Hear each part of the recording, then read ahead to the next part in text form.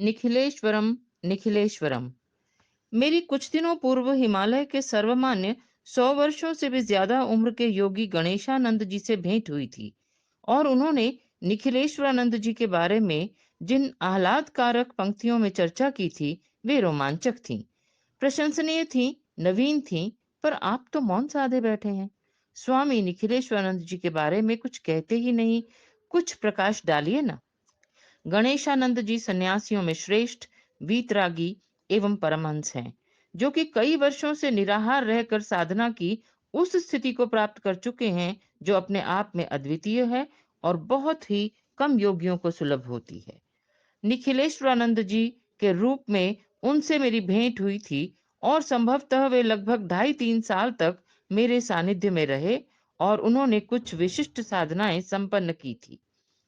और निखिलेश्वरानंद के बारे में क्या कहूं। उनकी कहानियां, उनकी घटनाएं और उनके प्रसंग तो हिमालय के चप्पे चप्पे पर विद्यमान हैं। हिमालय का प्रत्येक कंकर उनकी घटनाओं और सिद्धियों से वाकिफ है। हिमालय की प्रत्येक कंदरा उनके जीवन की साधनाओं की साक्षी है। हिमालय के चप्पे चप्पे पर उनके तथ्य, उनके चिंतन और सिद्धियां महिमा मंडित हैं। क्योंकि उन्होंने हिमालय को गरिमा दी, हिमालय के रूखे सूखे सन्यासियों को चेतना दी, हिमालय के योगियों को उनके गौरव से परिचित कराया, हिमालय के लुप्त गिरी श्रृंगों को ढूंढ निकाला, हिमालय की वेगवती नदियों के उद्गम स्थलों को विश्व के सामने रखा और उन स्थापनाओं को मान्यता दी जो योगियों की धरोहर हैं, उस प्रतिष्ठा को प्रदान किया जो हिमालय के लिए अनिवार्य है।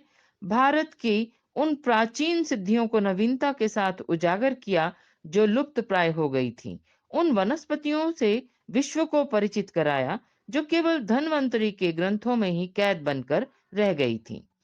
और उस निखिलेश्वरानंद का विशाल समुद्रवत वक्षस्थल, आजानु बलिष्ठ बाहें, भव्य और तेजस्वी मुखमंडल, लहराती हुई जटाएं, दैदीप्यमान नेत्र, तेजस्वी और तपस्या से दमकते हुए दृग युग्म, भेदती हुई सी आंखें और बलिष्ठ हिमालयवत सुडौल गौर वर्ण शरीर, जो सिद्धियों का आगार था, साधनाओं की तपस्थली था, ऊंचे से ऊंचा योगी जिनकी चरण रज प्राप्त कर अपने आप को धन्य धन्य अनुभव करता था।